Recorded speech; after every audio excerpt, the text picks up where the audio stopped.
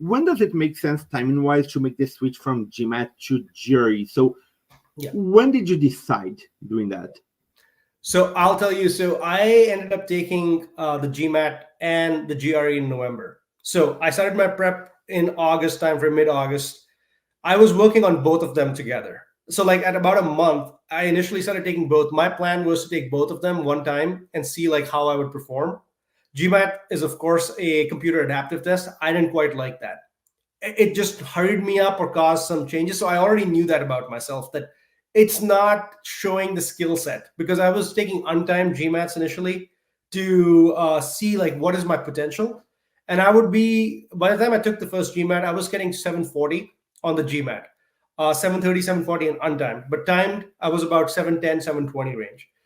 And the GRE, I was not putting as much effort, because what I found was the GMAT was a harder test.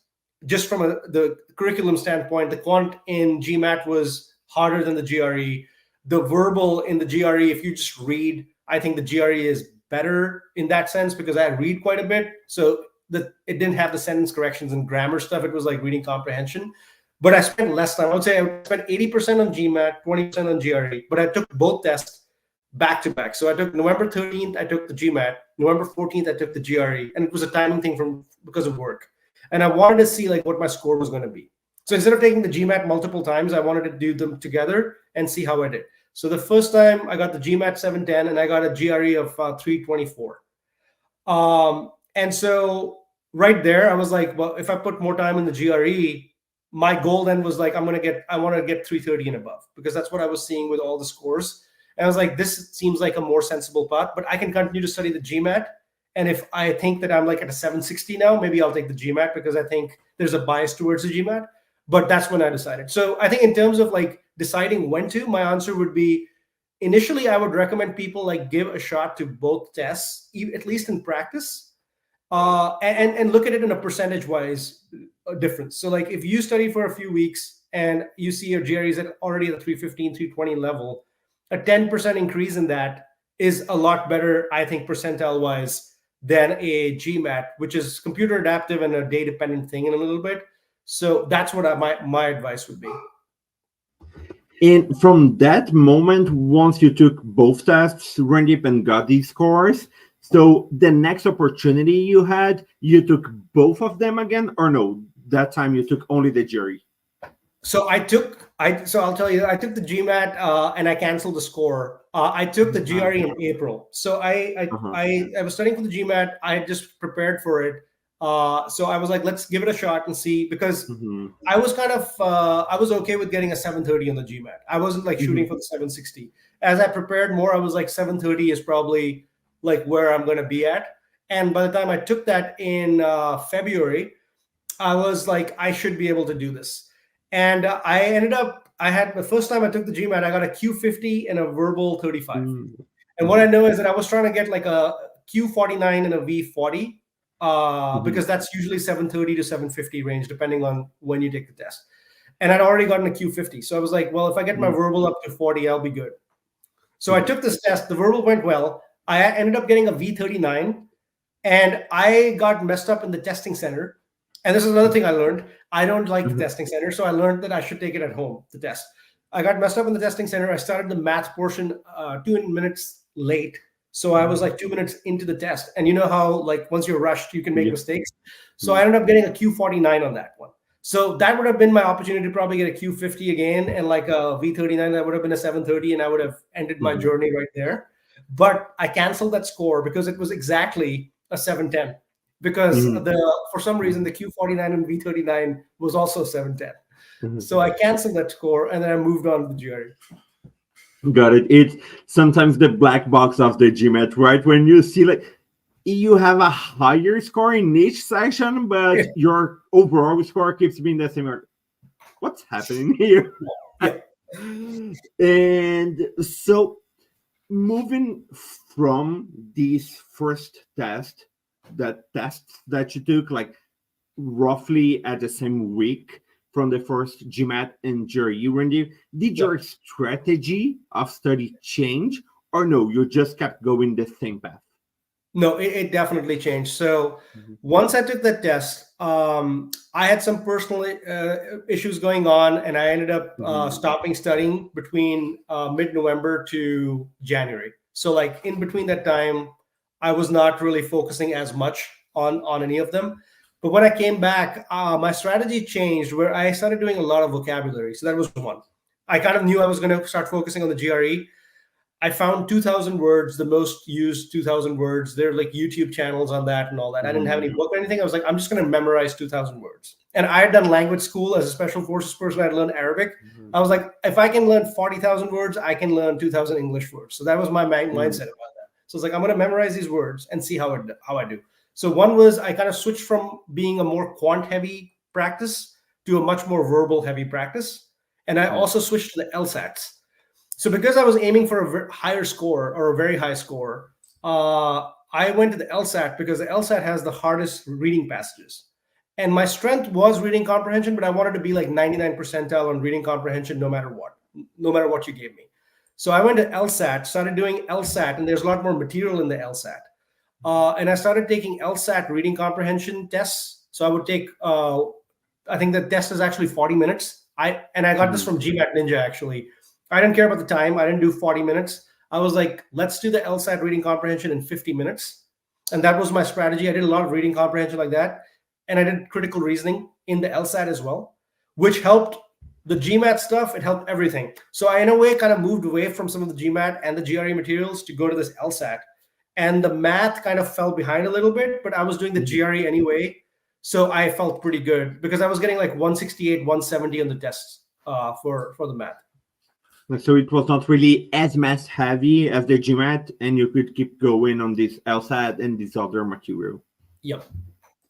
And one thing that you said, and is very interesting, Randeep, and I would like to ask you about it. So, when you were practicing, did you focus a lot on time management? So, for example, getting over each question in, let's say, 2 minutes and a half, or in general, you wouldn't really worry about that? I would say there was a period when I started where I didn't worry about time at all. Then there was a period when I started doing like mock tests and started to see like, hey, I don't finish these sections in time. Mhm. Then I started getting worried, and I started focusing on like improving my speed. I would say that that was a bad strategy. That actually pushed me back.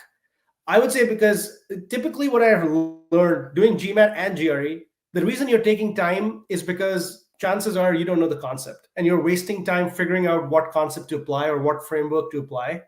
And so later on in like February, I started spending more time with the GMAT Ninja and LSAT, and I started to see what concept and framework do I need to apply, and my timing improved. So I Mhm. did a lot of reps, and I had like the question bank from GMAT Club. I started using that, and I just did reps without worrying about the time. I just would like record the time and take a look at what was, and it went down slowly. Mhm. Mhm. No, I get it. And one last question about the GMAT before we transition to the school research and essay crafting part of your journey, Randeep. And you all, please feel free to keep sending questions. Also, remember to subscribe to the channel, like the video. I bet Randeep's gonna be very happy with that. Otherwise, he won't come back anymore. He won't want to be back, you know. And one thing is about the error log. So, Yeah. did you make one? And if so, was it important for you? I did use an error log for sentence corrections. That is one place where I applied the error log. It was very helpful in the sentence corrections. Reading comprehension, I didn't use it. One, because I was already starting at a higher level, and two, it was just long to write the error log for reading comprehension. The math, I used error logs for three areas that I was weak at. So I feel like if you're weak and below 50 percentile or 60 percentile on something, the error log is I would recommend it. I used the GMAT Club when I used the GMAT Club package on like the tried questions, it was automatically seeing what questions I got wrong. So I had a database of things, and I was like writing a reason in a notebook. So I had that. The math part, I was saying the three weak areas. I had probability was one of the areas for me, and then like initially word problems, and I used error logs in that. Oh, and we did get another question regarding that as well. So, What were the most helpful resources for you, Randeep, during your study journey for the GMAT I would and say GRE, of course? I'll break it down in this way. I would say conceptual understanding and just pure training in concepts would be GMAT Ninja. I would recommend his YouTube channel. I'm not getting paid by him. Like, I think he does a great job. I would say for question bank, you can't go wrong with the official questions, but you just can't start using them initially. Like, I would say, like, learn all the concepts and then go to that question bank, and you can buy. It's actually quite a lot of questions if you like do it right. You can use that all the way to the end. I didn't follow my own advice. I ran out of the questions initially, but that's why I say do it that way. And then the third part would be finding practice materials that are outside. I would highly recommend LSAT. If you're shooting for like a 750 on the GMAT or a 330 plus on the GRE, I think like the LSAT is a huge tool, and there are so many tests available that you can never run out of LSAT material. Yeah, that's how I would rank them. Perfect. I really wish I had talked to you before I took my own GMAT, but it's too late. No, when I talk to people about the GMAT, they are already like mentioning the new GMAT and some DI questions. And when you try to pretend you understand, but you're like, yeah, whatever. I have no idea what this is about. So yeah, we're old school, like 3 hours of concentration. Exactly what I think. And just like sitting down on that test center, like you said, all the stress that comes for you to be in that environment, it's not a nice place to be, right? And I do remember, to your point, so your last tests, Randeep, were all online? Yes, so I did it at home. My last test was in April, the GRE, and I did it at home, and that was the best experience. I was able to lock everything, and like it was quiet, didn't have to worry about anything. Yeah, it was great. Love it. And I know that some people had that same experience as me. I remember going through the GMAT. I took the GMAT only, and my screen just froze, and I was for like seriously maybe 30 minutes just waving to the screen, waiting for a proctor to come, and no one would come. When you just start sweating. Yeah. I'm sorry about that. That happened to me actually. So like when I started the GRE at home, I had the screen connected to my computer, and in the instructions it was kind of vague. So I was like, "What screen is connected? How can that be cheating?" And they see the setup, and they're like, "Yeah, sir, like your screen can't work on this," and that moved everything around, and like I had to change my computer pretty much. And so I started the test like 30 minutes later because I was moving through all this technical stuff. So that kind of raised my heart rate, but I was like, let's just calm down. And I started with math, which is probably why I didn't get a perfect score, because I probably like there's so many factors right involved on that go well beyond have you prepared well and everything that concerns to your prep itself. Yeah.